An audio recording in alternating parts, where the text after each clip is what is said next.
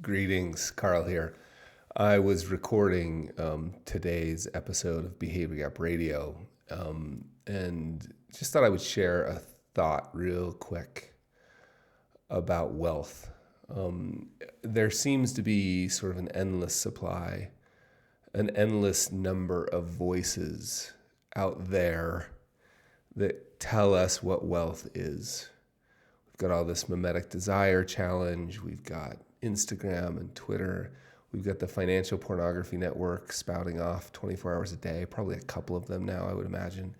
Endless magazines, books, podcasts, people telling us what it means, what wealthy is, what it means to be rich, what it means to have money.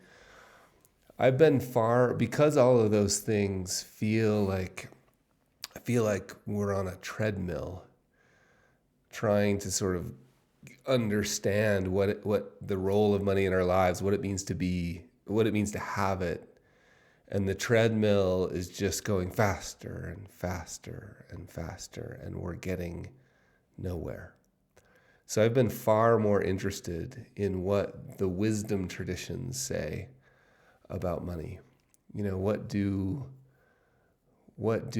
our wise sisters and brothers from the past say about money? And one of the sources of that wisdom for me has been the Buddha. And this quote, he said, let me just pull it up real quick so that I can, contentment is the greatest wealth. Contentment is the greatest wealth. And I've paraphrased that by just saying contentment is wealth. Contentment is wealth. Think about that for a second, right? Like, I think one of the reasons that's so challenging is because there's no unit of measure with contentment. Do you know what I mean? Like, I can't have 7 and then compare them to you who only have 4. Or I can't have 7 units of contentment and look at you who have 10.